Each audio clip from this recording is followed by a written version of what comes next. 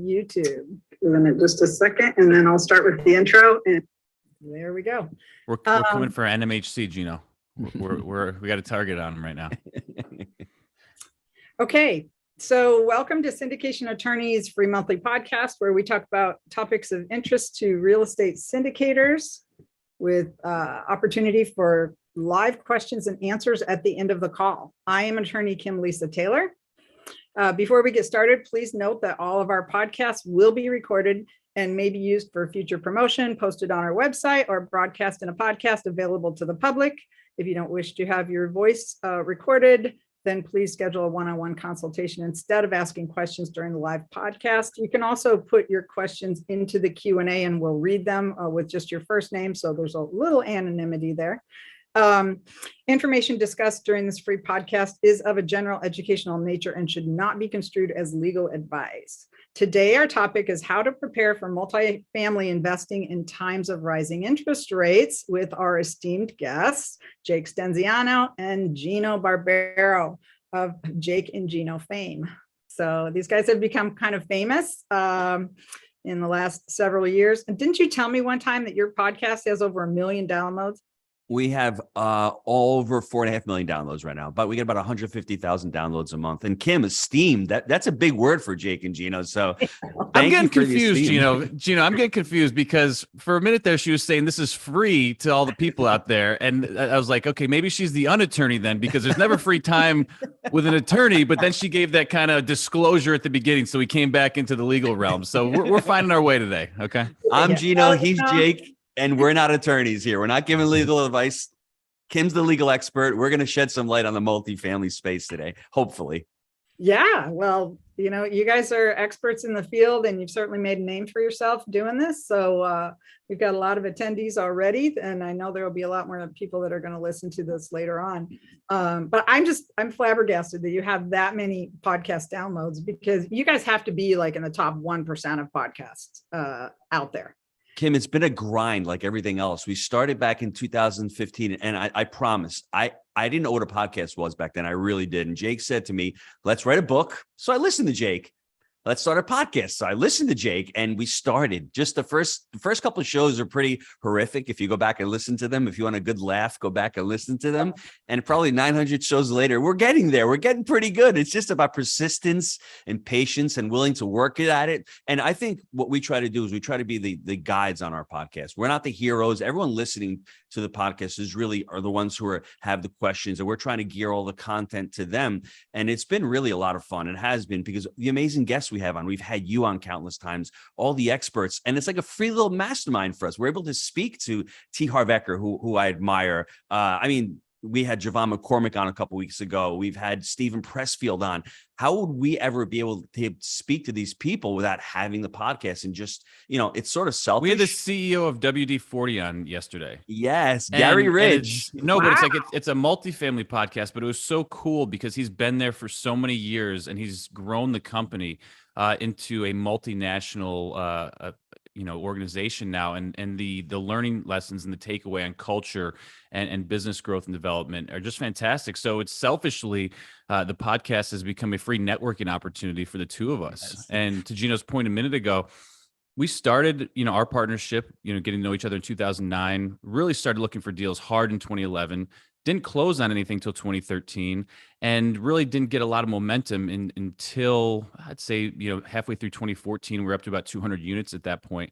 So it's like anything. It takes time. It takes reps. And then you get that 10,000 hours, that's that magical number that, people talk about so much. But so many people, whether it's beginning out in multifamily or starting a podcast, those first few years are tough. And then eventually they feel like, oh, I'm not getting traction, and they quit.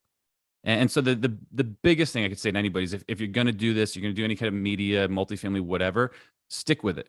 Create a solid plan and stick with it for the long term. That's really where the fruits and the rewards come to fruition is that long-termism and hanging in there, not the get rich quick, shiny object. Oh, the sky's falling now, getting out of crypto. Oh, going to get back into crypto. Oh, I'm going to flip houses now. Oh, I'm going to do multifamily.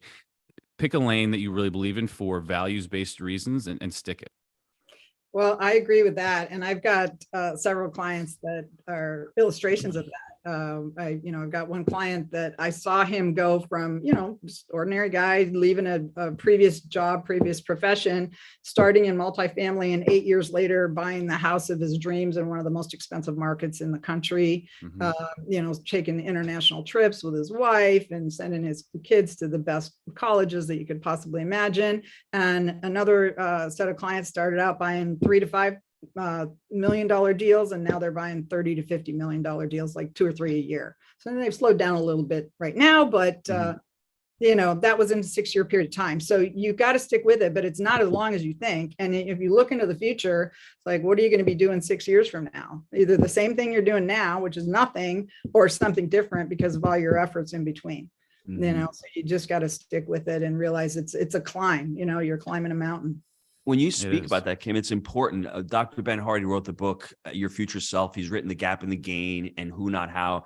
They're all really good personal development books. And what we're all saying here is give yourself permission to suck, because you're going to suck for a little while. And no matter what you start, becoming an attorney, you got to go to 3 years to get your degree, and then you've got to pass the bar. So there's a lot of hours put into it. So the term investment of loss, starting something, taking a step forward, then taking 2 steps back, then 1 step forward. And I think any avenue in life, you need to do that. And you can highlight successful students, your successful students. It's really the persistence. And the other thing that Jake probably forgot to mention is the accountability. We have a great accountability amongst ourselves where we don't let each other down. Yeah. So when I have to be on a call, I'm on a call. When Jake's on a property tour, I'm doing something else. So that accountability, I think, has helped us in our partnership, whether it's the education, whether it's the, investing in these properties, whether it's the property management. Now we're getting in the build to rent. We're doing development. There's a lot of things that we're doing, but we're holding each other accountable. And it'd be really hard for me to do this by myself at such a high level without having someone to push me, and he's pushing me at the same time. I agree with that 100%. My husband has been a big force behind me because he was self-employed for 30 years. And I don't think I would have had the courage to do it if I hadn't been in the company of somebody who just kept saying, don't worry about it. Whatever you're going through right now, it's going to pass and you're going to get more clients and it's going to work out.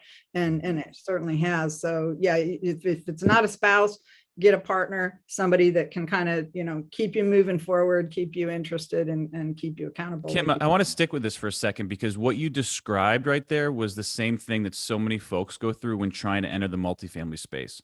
And it's what I experienced. I didn't know many entrepreneurs, actually zero. I didn't know any business owners except for Gino. And so the idea of owning larger properties, of being a multifamily entrepreneur, seemed like this pie in the sky, that it was this thing up there that other people did, and it wasn't for me. And similarly to your experience with your husband there, maybe not having that business ownership experience and just not knowing what it is, so it becomes scary. Yes. And when things become scary, that's when the resistance creeps in and we back away from it.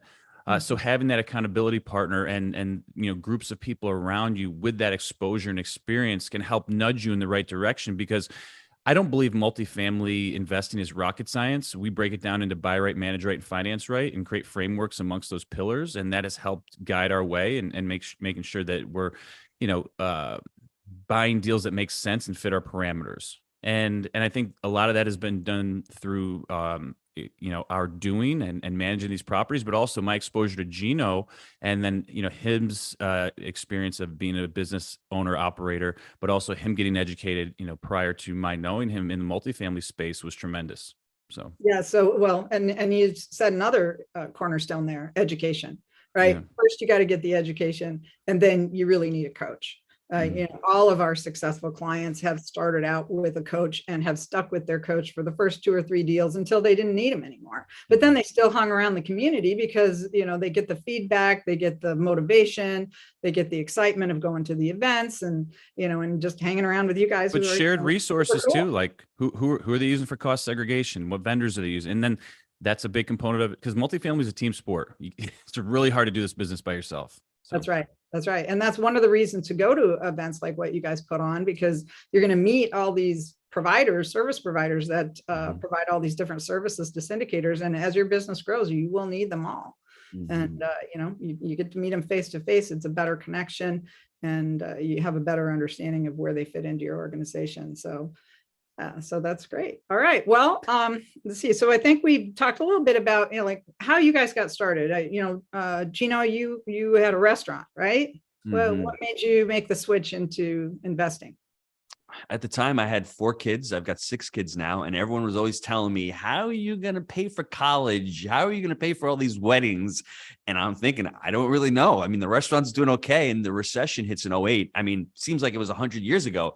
And it's very eerily similar about what's going on when I decided to get into multifamily, what's going on right now. Interest rates were going up.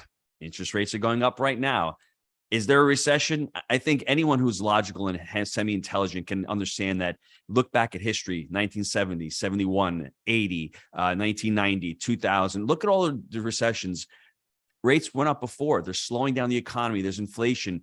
There's an opportunity right now. Jake and I had the opportunity back in '08 and '09. It was called the buyer's market. And that's why I got into it. I got into it because I wanted to, quote unquote, create some passive income. And I thought that multifamily was the vehicle. I got into a couple other investments that were terrible. The investments weren't terrible. I was terrible. I didn't know how to invest in mobile home parks. I didn't know how to do strip malls. I decided multifamily, I can buy a 3-unit or a 4-unit and figure it out. And then when I did, I'm like, I need coaching. I need to figure this out. And then I saw, the basic human needs, food, clothing, and what we call apartments. Those are the 3 basic human needs. And for the last 20 years, for me, it hasn't changed. And for us, when we started out, it was just the right time, but there was the right time for us back then. 1% GDP growth. $300 for a 1-bedroom apartment. Consumer sentiment was terrible. So was that the right time? I just think there was an urgency for me to say, I got to figure something else out. Demand was much different too, Gino. There wasn't the population growth that we saw in the markets that we're in now. And so when you said $300 apartment, look, it was a different time. And the interesting thing is, from when we started, looking at deals in 2011, pretty much anything we would have purchased from, say, 2011 to 2018, we'd be making money on right now. And then it started tightening up a little bit. And here's the thing, we're talking about syndications a little bit today. Ultimately, there was a lot of money flushed into the economy. So investors were giving syndicators their money to go then place them. So there was a higher demand on assets. So Yes. what happened? Asset prices, really skyrocketed. And I'm literally on a property yesterday, meeting with a broker, and he was basically trying to gauge where I was, and I wasn't really sure what was happening. And he was saying, so where are you right now? Like, I'm on the property. I'm in Tennessee, bro. Yeah, what's going on right now? But basically, he was defining the types of investors and buyers that he's seeing right now, where some people are very pleased and they're happy, and I think other folks are struggling to engage their investor base right now on deals, because there, a lot of northeastern investors right now are saying, okay, I went through 9/11, then '08, and now COVID, and now this, so people are tightening up and they're fearful. And it's one of those classic things where if you look to like guys like Warren Buffett, it's, be fearful when others are greedy, be greedy when others are fearful. Much easier said than done. And right now, folks are getting clenched and tight right now, and maybe not wanting to just say, okay, I'm good for 250,000, I'm good for 100,000 on the next deal. They're getting a little bit scared. So now what's happening is the supply of cash flowing to the syndicators is drying up a little bit right now. Therefore, deals are sitting. We looked at a deal a month ago, should have had a call for offers in and be halfway through due diligence right now, and it's still sitting in call for offers. That's telling me demand is slowing down. The deal that we looked at, I said, when's the call for offers date? We're not really sure yet. These are all things. Yeah, If when you we go get 6 the right months offer, that's when it's over, right? Right. But this is 6 months ago. That is not there. So the really interesting opportunity right now is that if you can communicate this opportunity with your investors and the people that are supplying the capital for your deals, truly, you're going to have a nice selection, I think, in the next 3 to 6 months of really good cash flowing deals. And I think setting your parameters up on the front end. So, we've only done $8 million in transactions this year. It's kind of a slow year for us, but typically we'll do syndications every once in a while if it's a bigger deal or whatever. But we like buying deals in house, quite a bit as well. And so for us, maybe we're a little bit more selective, and I think there's a lot of opportunities coming in the horizon that are going to be like strong cash flow positive deals. And that's ultimately what's the distinction for us when we're looking at these, because we want really strong cash on cash, because that's ultimately the biggest benefit for us buying these, because we hold them for the long term and we want to build our cash flow month over month, get the cost segregation, and keep it relatively simple. But Kim, I know this is a question a lot of people are thinking right now. So how are we going to find cash flowing deals when prices are high and interest rates are high? What do you see? No, that's a great point, and I'm already seeing it. Like, there's a deal that we're really close on right now, and it's already come down about 500,000. So from where it was, and the numbers are lining up, and it's a cash flow positive deal out of the gates, and that's what we're looking for. And so there's another deal that I'm not going to get too specific with it, but there's a 200 unit I was looking at yesterday. Purchase price really strong, but they're struggling from a delinquency standpoint and a loss to lease. And so the loss to lease is, a little bit further down the road. We can kind of talk about that if you're looking at actual cash income. But there's a management play there. So will that cash flow from day one? Probably not. But can the right operator turn that around? I think so. A group out of state, having a very slim management profile, meaning that they're probably understaffed and having a hard time staffing, and being out of state, they're not probably putting the attention and focus on it that they should be. So there's an opportunity there for the correct group to come in and beef up the management, get the non-payers out, and run it like a well-oiled machine. So these are the things that we're seeing. So even though that one may be a little step away, the path to me is extremely clear, that deal I just looked at. So I think the overwhelming sentiment for us right now is that, yes, things are tightening, but there's also a lot of opportunity on the horizon. I think we're on the cusp. And I think it's 3 to 6 months out before you really start to see the floodgates open in terms of true opportunity. And also there's deals that we looked at. Let me ask you about that. Is that because you think the sellers are starting to come down on their prices? Yes. They're sitting on the yes. market, And also, right? but also it's going to be interesting to see some of these bridge deals that may have traded in the last, couple of years where there's short-term financing in place. What happens with those?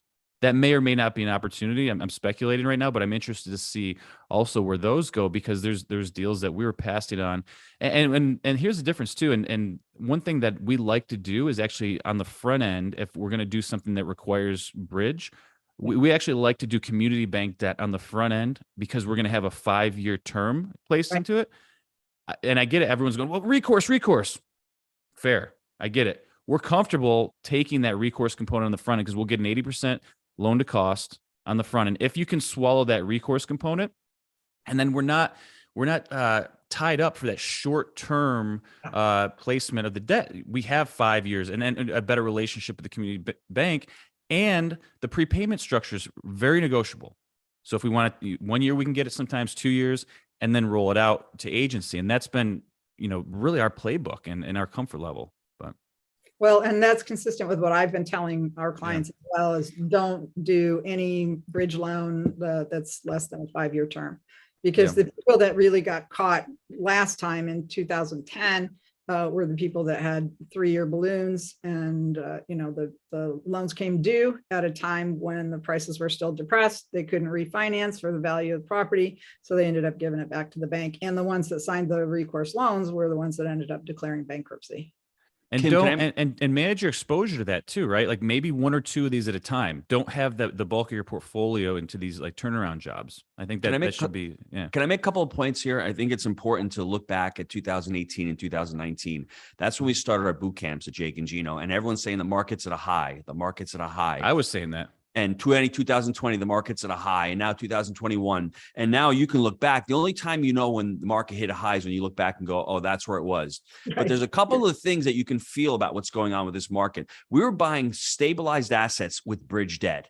You do that when the market is at a high, right? That's the first component that I saw. The second component, there was tons of 1031s going on. I think 1031s have slowed down. I think the third component is when people are buying assets and they're flipping out in 18 months. They're not operating these assets. They're just, a hot potato. It's like the crypto game. That is slowing down as well. So you're seeing all those components. So I'm here to tell you there is an opportunity, and there is going to be the opportunity. And I think the other thing is when you talk about syndicators and just regular investors in general, they've been underwriting with these rents to be going up 8 to 10 to 12%, and they've got interest only. Interest only is burning off. So principal is going to reset. That's a big component. I've been calling this for years. It's just that they've been saved by rents going up 10 to 12% a year.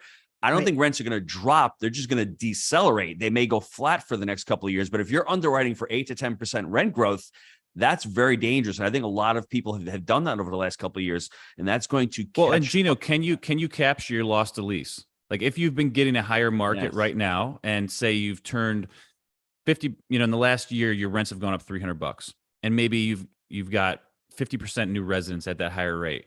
how hard is it going to be to close the gap on those remaining 50% Maybe right to now get in that certain extra? markets. That's going to be the interesting component that I'm very, very interested to see where that goes. Well, one of the things I suggest also, and you guys can tell me if you think I'm wrong about this, is I suggest to my clients that maybe now is a time, don't get the 85% LTVs, because if we anticipate there's going to be a price drop, then raise a little bit more from investors, explain to them you're doing this to manage their risk. They're going to get slightly lower returns for the first few years until there's an opportunity to refi, but it's going to manage their risk, and there's a lot less likelihood that project is going to end up getting, foreclosed or have to give it back to the bank.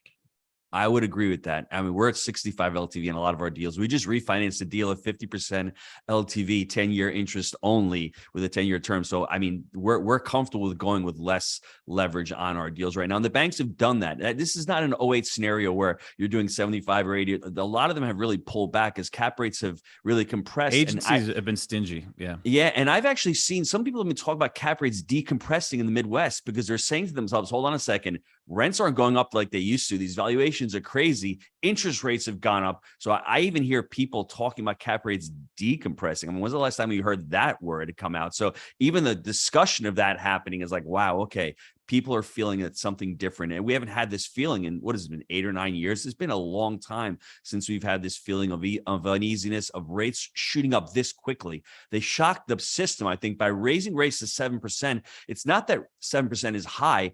It's traditionally around 7%. That's where interest rates have been traditionally. It's just that you've done it so quickly. And it's just like people weren't used to it. And all of a sudden, the residential market had a lot of listings, a lot of houses. That freezes up. And then it's just going to start bubbling into the commercial sector, I think. Well, those are all great points. So do you see any movement in like seller financing, or, sellers becoming more receptive to lease options? Are those some tools that investors should be learning right now? Our coach, Bill Ham, wrote the book Creative Cash. We launched it with him. Bill, first 400 units, didn't walk into a bank. Jake and I have done about $20 million in seller finance deals. It's really incumbent upon the market. So if you're in a buyer's market, we started out in 2013, our first deal. Our very first deal was owner financed. Our fourth deal in 2015, we closed in August of 2015. It was a 281 unit deal, $11 million. That was all seller finance, the whole down payment. It's because that part of the cycle was really great. I mean, banks were tightening up. It was harder to actually go out and get leverage on these assets. That's coming back in the next 12 to 18 months. It's not that you weren't able to do it over the last 3 to 4 years, but why would sellers want to seller finance a deal? You just put it on the market. You got 50 people bidding for it. But now, as there's more motivation and as these mom and pops, as we like to call them, they're a lot harder to finance. Go out there. What I would say about seller financing and master lease options, go out and underwrite it as if you're going to buy it traditionally. And then when there's no other way to buy the deal, say to them, hey, educate them. First of all, let them understand what it is and say, you're going to get paid. You're going to get paid in installments. You may even save some capital gains on it. Let them know that it's a great tool, but don't go in head first just with seller financing. See if it works traditionally. And if it doesn't, that's going to be, I think, the rage in the next 12 to 18 months. I'm looking forward to it because I love seller financing. Yeah. Let's talk about what environment creates this, though. And you just nailed it, Gino, without really honing in on it. And it's standing upon it, huh? Sorry, brother. Yeah. No, but I want to be clear. So if folks haven't experienced it before, they haven't done a seller finance, donor finance deal, whatever you want to call it. This is when there's expectations from the sales side, the seller, and the market's not connecting. So when these deals sit for a minute and they're not getting what they want, they have to look to creative options to move the property. And in every scenario where we've done a 25 unit, we've done a 300 unit owner financed. Funniest statement I'll never forget. Title company is giving us the keys when we're closing on this 300 unit deal. And we actually got the prorated rents handed to us at closing. And they're saying, you just bought this deal and got paid at closing because we got and they're like, how does this happen? And it happens when demand starts to go down and a seller wants to get out of a property. And so this is the time in the cycle where you're going to start to see opportunities like this arise. And Gino made the point. If you're getting 10, 15 offers at a time, why the hell are you going to consider doing it? It just doesn't make sense. But if you need to get creative to move your property, these are the times where these types of strategies really work. Well, I agree. This is the time to dust off your toolbox and start getting creative. So Absolutely right. read Bill's book. Bill's a great guy. And I have not had a chance to read his book yet, but that's something I should do as well. I'm sending it in the mail. I'll send it to you in the That's mail. great. I'd love that. Would love that. So how can somebody get his book if they want to read about that? Just go on Amazon Creative Cash and you'll see it'll pop up. It's a nice red book. And there's one other thing that Bill talks about. We coined the term the SPY technique, and it's really talks about a negotiation technique. It's SPY. And this is for anyone who wants to be creative. And this is, I think, to me, any facet in any life, you're trying to create value. And that's what seller financing is. You're creating value. So the S stands for the seller. So if you're going into a property and there's a seller there, is that seller going to benefit from seller financing? I mean, is that an option for them? It doesn't matter if it's great for you. Who cares about you in the situation? You're worrying about the seller and creating value. We often forget about that. We think the seller wants the highest price. Maybe the seller just wants to create some mailbox money. Maybe he wants to defer taxes. Maybe they don't know what to do with the money coming back to them. You have to find that out. So the first part is learning what the seller's problems are and seeing if it fits. Then the next one is the property. Jake had touched upon earlier about your buy right criteria. Does it fit your criteria? Is it a deal that you'd want to hold for the long term or for whatever you're trying to do? And then the last one, obviously, is the why, is you. You're the last component in this. I mean, you don't worry about yourself until you've solved the first two issues. Then, hey, it's all about you at the end. But worry about the seller. Right. Well, and we can help structure, in situations where there's partial seller financing, right? You still can't have mezzanine debt. You still can't have second position loans. The lenders won't allow it. So the way to work around that is through your actual deal structure, which your corporate securities attorney, hopefully us, can help you structure. So we can do a fixed return class that's just for the seller, that can be bought out in whatever time period they want to be bought out, assuming that you're going to be able to get a refi or you're going to bring in more investors at that time in order to do that. And so you've got a special fixed return class for them. It has the exact same terms you would have given them in a promissory note, but the lender will accept that. And they don't have any voting rights either. Mm-hmm. So, they're happy just to get, they get paid next right after the first position lender. And then you go into your equity investors. And I've seen that structure work very well for a lot of our clients. What Kim should be saying is right now, do not structure a promissory note or do any of this without the help of an attorney. You don't write it on the back of a napkin and you'd be a moron if you didn't get the help of an attorney. I'm just saying it's $1,000, whatever it costs. It's not expensive, and you actually need to record it. You need to do a lot of work for it. You need to create the note. So please don't skimp on that. Get the help of an attorney to help you with seller financing. Gino, you can't be throwing her price structures out there. Inflation's real. Or you might be undercutting her right now. Just take it easy. All right. I'm just throwing out a number. You can't use a promissory note unless it's 100% seller financing. Because your first position lender is going to say, where'd this money come from? And you're going to go, oh, the seller. And they're going to say, well, we don't allow subordinate debt. So you got to figure out a way to get them into your LLC. And you have to explain to them, we can give you the exact same terms that you want. It's just not a promissory note. Mm-hmm. And, then that's awesome. And you're not necessarily, and there's different ways to do this, but you're not asking necessarily the seller to carry the note for the whole property. And you may not even have to bring any money to the table. I think the structure that's worked best for us is there's a bank involved. The seller brings the down payment, and that's your note to the seller ultimately. And you may be able to get into the deal with nothing, right? And I'm not saying this is common. We've done it a handful of times. So I just don't want it to be like, oh, every deal I'm going to do is sell. It has to line up, right? There has to be an opportunity. A property has been sitting. They want a certain price. This is, typically the structure. But I like that a lot when they're bringing the down payment and then that note, you're giving to them, and that works pretty well, so. Okay, great. So what should people be doing? I get a lot of people saying we can't find deals. We can't find deals. What should they be doing? Even recently, because I think this is I'm starting to see the turn and it was a slower year for us, up to this point, but I think closing the year out, we're starting to see it. And the interesting thing is too, networking with the brokers right now. Gino was joking yesterday that he's actually getting brokers to proactively reach out to him because, for a minute there, they were kind of sitting the feet up on the desk, listening to some Kenny Chesney, little Jimmy Buffett sipping the margaritas, and life was good. Now they're like, I got to get on site and do a property tour. I got to pick up the phone and call the GDad now. So I think the best thing you could do right now is remain humble. Because the market is shifting, but build that rapport, start to get on site, talk about what parameters you're looking for. And this is one of the things we stress most. have clear buying parameters, know what you're looking for, what kind of return, what kind of vintage, and share that to a certain level with the brokers so they know when something comes across their desk, maybe it's off market, they can say, oh, I was talking to Gino the other day. I know they love 2-bedroom townhomes in this market. And I got something like that may be coming down the line. May think of you first. So I think getting very clear and sharing that criteria, but going on the offensive right now, doubling down with the brokers because opportunities are starting to pop up right now. Jake, What about direct financing or direct marketing to sellers? Is that Oh, effective? I'm howling because that's our deal dogs, and so we've been doing that for a while. And actually, the deals that we've closed this year, that's how those deals have come to us. So we run a little component department out of our company or whatever. We have a handful of guys. That's all they do, and they call the owners up. It's a very typical thing, and you can scour a specific market really well so that you're getting in front of these things.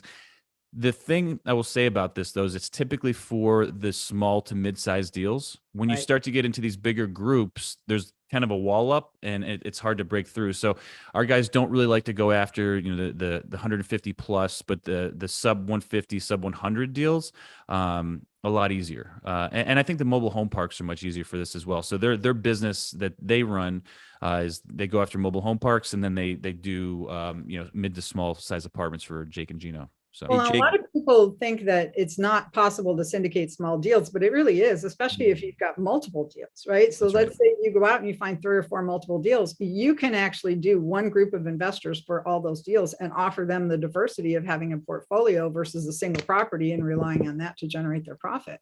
Yeah, and this happened to us, Kim, just recently. So our deal dogs got a deal for us, and that turned into 3 deals with one seller, and then we performed at a high level. That person referred us to 3 other folks. So that one deal started this domino effect where and look, they were all about the same size. They were 30 to 50 unit deals, each one of them, but they were all in kind of the same area. And it started this worked out fantastic for us. A lot of the same kind of product that we're looking for, vintage, yada, yada. And, so we found like this little vein there that we're able to tap. So, don't sleep on it. Yep. All right. All great advice. So, what about people who are new to syndication? What should they be doing right now? I think they should just call Kim, because you remember back when I was a little baby in diapers and we got you on the phone, I don't know, 5 or 6 years ago, and it was like 6-7 hours, and you're like, dude, I'm telling you the same thing over and over again. I'm like, Kim, am I hearing you correct? Can you tell me this one more time? And the problem is that Kim is like this skilled legal ninja, and she's talking to me where it's just like there's this barrier to understanding legal jargon. So she had to say, all right, Jake, this is what I'm trying to say to you. And she was very sweet about it. And she held my hand and walked me through the process. So I think it's finding someone that knows the process, and don't just try to wing it. Don't just, try to get your own forms and docs and this and that. This is a team sport. Get with professionals. Make sure you build a team of professionals around you that's going to guide you and be your guided mentor through the process. Otherwise, you're going to end up in rough shape. So, like, this is not a shameless plug for Kim. We've used her multiple times, and I think the key is to build your team and the folks that are needed to get this work done. Because I didn't know much about syndication. We were, JV. We're buying for cash flow guys, and without Kim, I think it would have been a disaster for us. To get back to your previous question, though, there's a couple of things that you should be doing as well. You should be sourcing deals, but also sourcing capital. If there's no deals in the market right now, you should always be looking for capital, because as Kim will tell you, I'm not the legal expert. You need a substantive relationship. So when you find the deal, if you don't have the investors, well, that deal is pretty useless to you. You can't fund the deal. So you should always be looking for that. I think the other thing you should be doing is you should be really networking with, you talk about brokers, but you should also be out there going to these events and networking and building your systems. We could talk hours upon systems, but how are you talking and corresponding with your investors? Do you have a CRM platform? All these things that when you're slow, you should be working on the business in those areas. How is your website look? How is your response look? How are your lead magnets? This is all stuff that you should be doing in conjunction with looking at deals. And that's why Jake said multifamily is a team sport, because we couldn't do all this. We had a business going on. We had to create what we call Rand Partners. It was a subsidiary, because all of a sudden that's a syndication business. We have investors, we have asset management fees, we have acquisition fees, and that's where education comes into it. I mean, if you can't invest in your education and learn the process, because syndication moves really fast. And if you don't know the steps, if you don't know that you need an operating agreement, you can't start, raising capital and putting money into a bank account unless you have all your docs, and you're 40 days into it, you're like, holy crap, I don't know that. You lose all the momentum and you lose the deal. So understand the process. It's just another layer of what multifamily is. But if you don't know that process, and if you've never done it before, hook up with people who have done it, and possibly maybe you try to join someone else's group and see if you can add value to their group. I think that's something else that people should be doing, going out there and seeing who else is doing it. Maybe partner up with somebody else who's got success and who has the credibility in the space. Well, and I know how people can meet other people who are doing this that they can team with. Any ideas? Jake's the pitch man. Give it to me, brother. Hit me. Look, obviously we have the multifamily event, Multifamily Mastery 5, November 5th and 6th in Orlando. We're going to have over 1,000 people. This is going to be a really phenomenal event. And, all the vendors are going to be there. This is the place where you're going to meet experienced people. You're going to have people that have done 10,000 units there. You're going to have people that have done 0 units and everything in between. But I want to touch on what you're saying there a minute ago, Gino, because at every part of the cycle, you need to work. And I think people are looking for everything to line up and be easy and be perfect. 6 months ago, there's no deals, but there's money coming to you. Now, in my opinion, I think there's going to be deals, but guess what? It's going to be harder to raise money. There's no money out there. Look, you need to work. You got to go out there. You got to create these relationships. You got to build the team. And there's going to be points every few months where the market's shifting a little bit one way or another. And if you're not tending to your business, and if you're not building relationships with brokers, you're not building relationships with investors all the time, you're going to get left behind. So I think the big ring the bell moment, guys, we got to work. Okay, we got to get out there. We got to hustle. It's not going to, and I was picking on the brokers a little bit, where 6 months ago was really easy. They got to get back into it right now. Maybe they had a little relief, a little break, because it was just, money was pouring in. But look, you got to work. There's going to be points where the market shifts and there's going to be deficiencies. And the people that win in this game are the ones that can solve those problems. You solve the problems, you win in real estate. That's, I think, the basic You win in outline. life. Bro. Yeah, that's right. Any entrepreneurial venture, you win in life when you can solve problems and create opportunities. Gino's going to be singing at the event, by the way, Kim. One of the things you've been talking about is that, there's your business is very dual faceted, right? You have to learn how to find deals, how to run deals and all of that, but you've also got to be creating a ready, willing, and able database of prospective investors. Yeah. I run a mastermind every week just for clients of our firm. Any client of our firm that wants to can show up, and, we go through, hey, what do you say when you meet somebody who asks, what do you do? And we make them practice your elevator pitch until it doesn't sound, like you're stumbling over words, and they've got it down.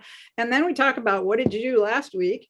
And what are you doing this week to further your syndication business? And it needs to be two things. You need to be working on finding deals, and you need to be working on finding investors. And you need to be doing that every single week consistently and perseverantly, like you said. And if you're not doing that, you're not finding deals.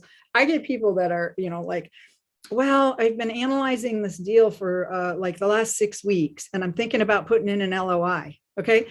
That deal's gone.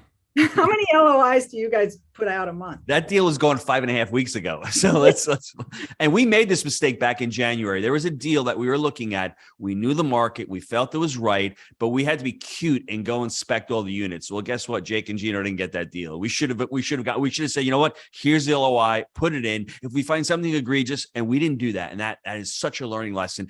Get the deal, do as you say, analyze the deal as quickly as possible. If you can get on site, great. If you can't and you feel okay about it and there's no material defects, you don't know how the roofs are, you know how the interiors are, you need to put in those LOIs, and you need to do it quickly. Now, the market's shifting where you may not need that extreme speed, but still it shows the broker that you're serious, that you really take the business seriously, you respect their time. And it's just one of those things where you feel it, you need to slam it. You need to get that LOI in as quickly as possible. Kim, I can cut a deal up in 10 to 15 minutes. Honestly, Exactly.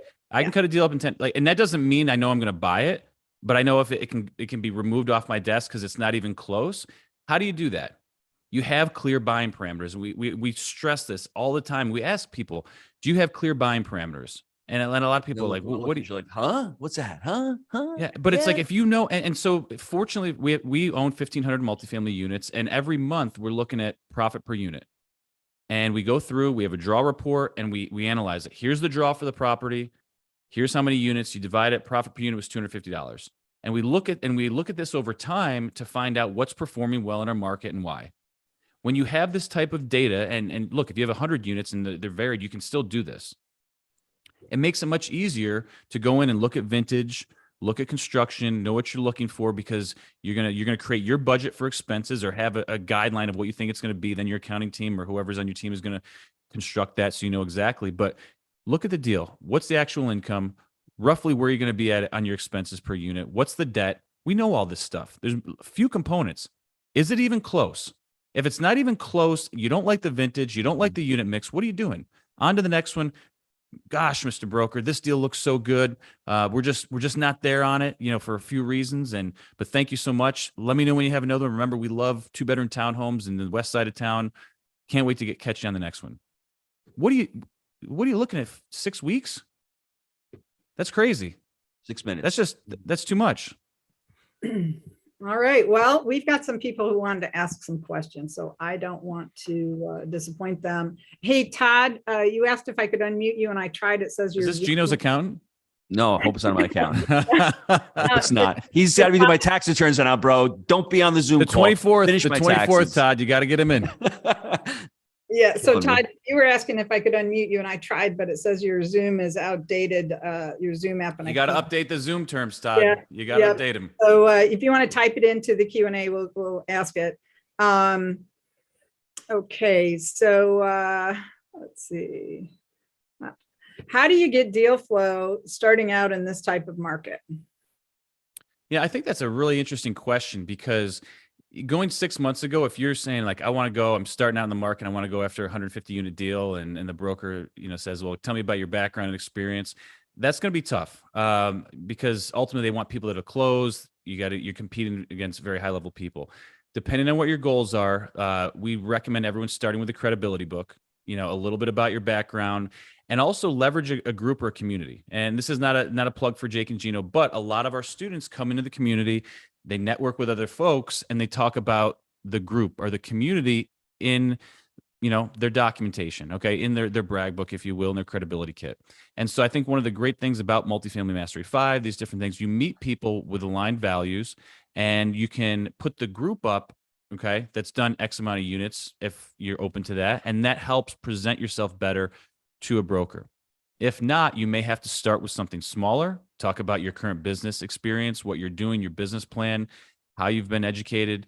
That goes a long way. So I think if you have zero experience, zero credibility, it's either getting in a like-minded group, finding people you can partner with, or starting out smaller and being okay getting into a 10 or 15 unit and then climbing the ranks. Look, we started with a 25 unit. We didn't have experience. Okay. We didn't have credibility. We had a credibility book. It actually helped big time when we went for our financing. I remember taking it, sliding across the desk to the banker. He went through it, and he said, I typically don't see this. And then it gave me an opportunity to detail our business plan and our experience. And I think that helped us, get that 6% rate back in the day, right, Gino? Yeah. Woo! A lot of people don't know that. I was still pissed about that. We have an entire marketing department that has professional editors and graphic designers that can help create those credibility kits for you. We can help with your pitch decks, with your one-pagers, with your websites, with your lead magnets, all that stuff that you ultimately need in order to be successful in this business and to show that you're in business, right? You have to have a professional appearance so people know you're in business. Yeah, I think it's either aligning yourself with folks that have been there and done it, or starting a little bit smaller and working your way up through the ranks. And I don't see there's anything wrong with either route. So syndication is a leverage business, right? Yeah. You leverage off other people's experience, you leverage off other people's money, you leverage off bank loans. You're looking to leverage, what you're learning now and bringing in all these other aspects of it to help the whole deal come to fruition. Do you mind if I add a couple of points to what Jake was saying? Go right ahead. I think the first thing we all need to do is select the market, become an expert in that market. And I think the next thing is you need to get on property tours. Jake was on a couple of property tours yesterday, building the rapport with the brokers. All of a sudden you're talking to the broker, and well, Jake was telling the broker, what happened about that deal last month? Breezeways were terrible. And the broker's like, yeah, 3 other groups told us that. So all of a sudden you lend yourself credibility because you're speaking to them in their lingo. And all of a sudden they may have an off-market deal and maybe say, hey, I've got this deal. It hasn't hit the market yet. Let's go take a look at it. Or you get to the top of their list if you go out to these property tours and you show yourself that you're really serious. You're not a tire kicker. You're not an investor from California that wants to invest in Florida and can't get to these properties. They're going to talk, brokers are going to talk to people who show up on their deals. They don't want to go out to coffee. They don't want to go out to lunch. They want to show you deals. So get on tour and get on property. You'd be amazed at the things you can learn, because then when you're on there, you can leverage their experience, understanding what income is supposed to be, understanding what's going to happen with tax rates, understanding what the expenses are in the market. And then all of a sudden you can build a rapport with that broker. The next deal that comes up, guess what? They're going to send it over to you as well. Okay. All right. So, Deepak asks, well, what do you think about assisted living and senior active living facilities? Jake? Yeah, I like it. No, it's fine. I like it. We tend to really stay in our lane, though, as Gino was just alluding to. So I'm not opposed to it. We typically don't do college. We don't do senior living. We really just we don't do HUD. There's small components of this sprinkled in throughout our portfolio, but really we like market-based, multifamily, type acquisitions. And it's to give us understanding and scale, and we like to just duplicate the process. So I don't have a problem with it. I've spoken to some guys about what they're doing with it and the different, kind of data that's out there showing that it's going to be positive for a long time because all these aging, populations and things like that. It's just another, type niche to get into that we kind of want to stay in our lane and just get really good at what we're doing. So I would say that if you're going to go into that, lean into it hard and kind of make that your baby and become the expert on the senior living stuff. The components I probably wouldn't like about it is just the operational. There's more operational things. You're dealing with the elderly. Yeah, I'm sure there's some extra work and issues that come along with that. I'm sure it's a very profitable business, just not for us. Demographics is the number one thing. If you're into it and you like demographics and you're in a state that has an aging population, that's why Florida is great. The elderly are moving down here and there's just opportunity with that. But like Jake said, we just want to stick with multifamily. So for us, it's a great niche. I mean, just like mobile home parks, great niche. We just never found the desire to do it because when we talk about the blue ocean strategy, we want to become the Chick-fil-A of apartments. And, when we're out there learning how to manage apartments, we all of a sudden pivot to mobile home parks or even RV parks. RV parks have been all the rage. It's a big deal, guys. Just making those pivots is a big deal. Like we had a great RV deal in front of us. And my question to the team was, how are we going to manage inventory? What are we going to do when the potato chips and the firewood comes in? And how are we going to, what are the protocols for this? These are the systems that come into place, though, that like people don't really think about. And if you want a well-oiled machine, you want high performing teams, and you start to consistently add these different layers, it's not that it's not doable, but it's going to create problems. And the better the more dialed in you can get, I think the better off your customer service is going to be, the more profitable you're going to be, the clear understanding of the goal to the team is going to be there. So consider all this. And my only statement again would be, if you're going to go into it heavy and hard and make that your baby. That's right. Yeah. And that's my advice too, is, stick with your niche. I mean, we're a very niche practice and it's been very successful for us. We do syndications. We help people structure deals for their real estate investors. We did bring on an attorney that can help with non-real estate deals. But, for the most part, our primary focus is helping people who are buying real estate figure out how to structure their deals with investors, set up their corporations, and then comply with securities laws. So if you can be that laser focused in your business, all of our most successful clients are in a niche. We have some that just do self-storage, some that just do mobile homes, some that just do multifamily. So pick your niche, become an expert in that before you start, chasing the next thing. I appreciate it though, Kim, because when we started out, I thought we could do everything. I think we can be everything to everybody for every market segment. We can buy all the real estate, and it makes it much harder when ultimately, as your company grows, when you want to become a market leader and perform at a higher level, to be everything to everyone, and that's where it starts to get difficult. Yeah. Well, and even the biggest funds that I see, private equity funds that I encounter are all really laser focused on one thing. I get clients that come to me and want to do what I call kitchen sink offerings. They want to do a fund. They think that it's going to be so easy to raise all the money in advance, and then they can get all the deals that they want, and they can buy any kind of deal that they want. And I can tell you that they are rarely successful unless they have very specific experience in those specific areas. Maybe they can narrow it down to 3. Like I've got a developer who's developed multifamily and shopping centers and self-storage, and he does well with all those 3 things, and he has for a long time. So he's okay to do that. But if you're not that person, you can't do it. And you're just going to waste your money on a fund. You're going to waste 60 days setting it up. You're going to talk to a bunch of people about it. You're going to raise, you're going to have a $5 million or a $50 million fund, and you're going to raise about $100,000. I get fearful from unique differences just in multifamily. If I'm looking at a deal and there's a little component that we don't have much experience with, I tend to, tense up a little bit, and I'm a little less aggressive with it. So even to that extent, not saying I wouldn't buy it or something like that, but that's, just how I think our business has evolved. Yeah. All right, let's go to another question. Catherine asks, how does one seller finance a down payment with agency debt? That's that structure I was talking about, where we bring them in as a special class. The seller becomes a separate class in your LLC. They get a fixed return. And you can do this with other investors. Maybe you have some investors that don't want equity, but they just want a regular fixed return. So maybe you offer them 9%.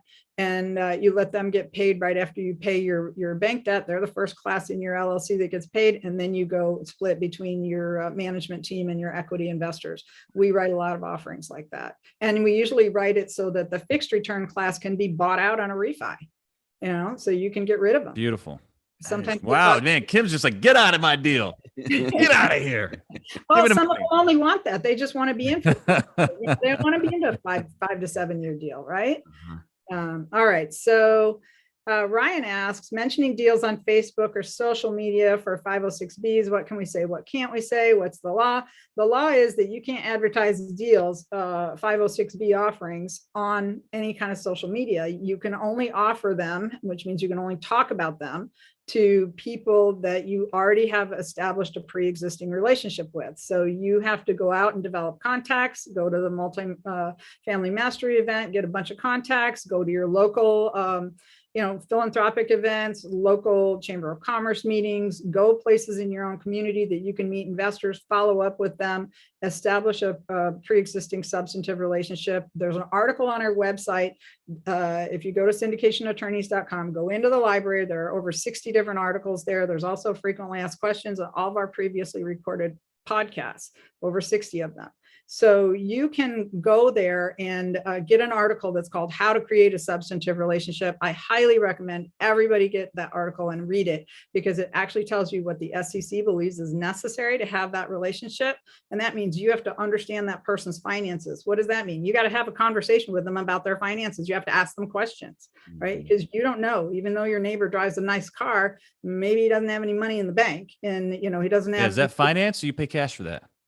Right. Huh? You got the money or what? That's right. That's right. So you've got to ask, you've got to have those conversations, and only after you've had that conversation and you've taken note of that conversation in your database, then can you start offering them 506B offerings. So until then, you cannot. Kim, have you seen regular just syndicators who have 506B? Can they do you see them go online and say, hey, Jake and Gino here, sign up to our website? And have you seen investors do that without specifically mentioning a deal? But then let's say they get the deal in the contract before they speak to the person. They still can't show that person, even though they've signed up, because they haven't had that substantive relationships or that contact with them, correct?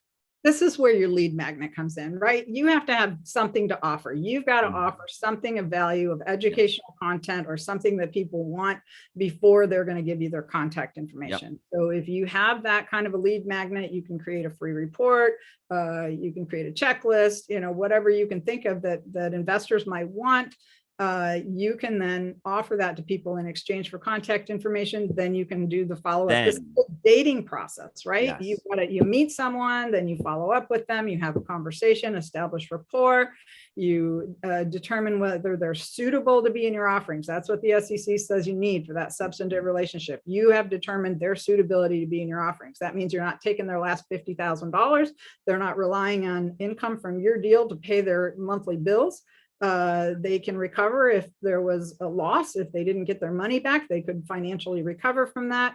And they meet one of the criteria of either an accredited investor or a sophisticated investor by virtue of their previous experience or investing experience. And So that's why we go to Kim, because Jake and Gino would not have been able to say that eloquently. And not really, I'm not sure how we're not lawyers. All right. So somebody asks, an anonymous attendee, when you started, did you syndicate the first deal, or was that just both your capital? The first deal, I didn't know what syndication was when we got our first deal. Well, remember, let's talk about the first deal. There wasn't much money back in 2013. The Jobs Act had just come out. Then 2017, I think syndication started ramping up with when Trump did the cost segregation and all. So the first few years, there wasn't a lot of capital in the market. It wasn't like it is over the last 3 or 4 years. So we just started buying deals ourselves. We were able to refi the money out of the first deal, get the second deal, the third deal. We refinanced over $20 million out of our portfolio and continued to buy. Our first syndication came in November of 2018. We decided we want to learn this. We want to teach it to our students. Mm-hmm. So we syndicated our first deal. Then we syndicated our second deal in October of 19, and then our third deal in January of 2020, around that time. And we've had 3 syndications. We've gone full cycle on 2. We still own 1 right now. So it's been a mixture. Like you said, the syndication is a tool in the toolbox. Tools in the belt. We've done creative financing, we've done syndications, and we've done joint ventures with us as well. Excellent. All right. So Roger asked, Kim, do you send out a recording of these events? Well, it's being simulcast right now on YouTube. So as soon as it's over, you got to pay for the recording though, right? No, you're going to be able to go to YouTube. Ah, and she's just giving away the farm. Yeah, we give away a lot of educational content. That's our thing.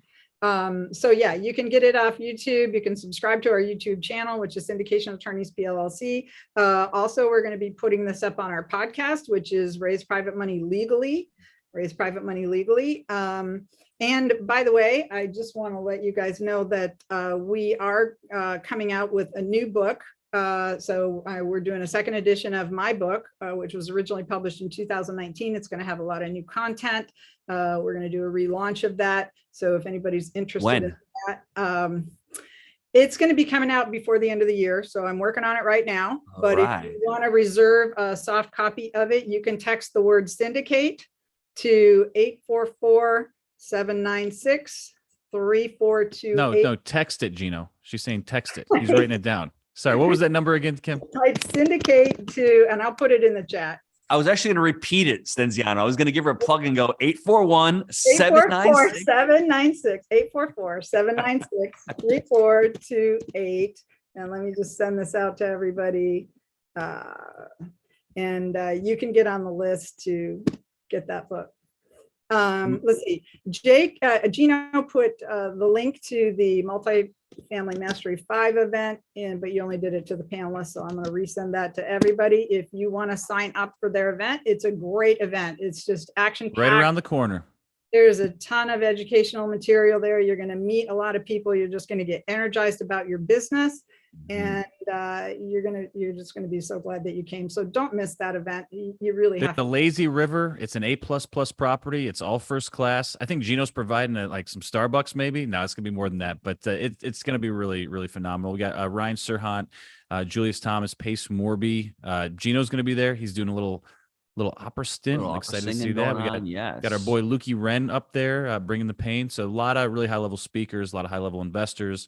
We got an operator panel, a lot of good stuff. I'm very excited about the event. Well, and if anybody wants to know about, our services, you can schedule a free call with one of our staff at syndicationattorneys.com. There's a button there that says schedule a consultation. You'll get some options. You can pick who you want to talk to. We would love to speak to you. Just a couple of quick questions and then we'll wrap up. Kim, do you also help with structuring JV deals? Absolutely. And then Roy asks right after that, well, what's the difference between a JV and a syndication? The difference is in a joint venture, all investors are actively involved in generating their own profits. And that means they have to have more than a voting right. They actually have to have participation and they believe that they are generating their own profits. They're not relying on somebody else to do it for them. So when you fall into the realm of having passive investors that are relying on you to generate the profit, then you're selling something called an investment contract.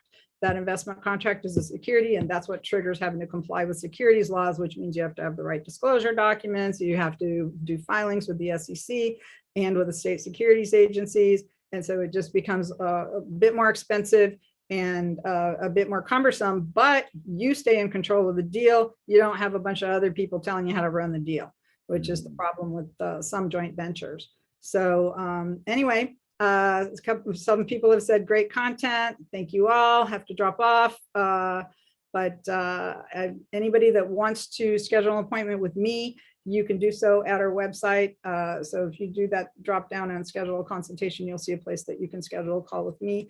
But we would love to see you all at the Multifamily Mastery 5 event. We will be there as sponsors. And Thank you. We're excited to be there. We've sponsored from the beginning and we have no intent to stop. So, all right, you guys are awesome. Any parting words? No, looking forward to seeing everybody. Looking forward to seeing you, Kim. Maybe we'll catch you in the lazy river. Maybe Gino will do a little surfing there. It's the financial vacation for smart people. Thank you so much for your time today.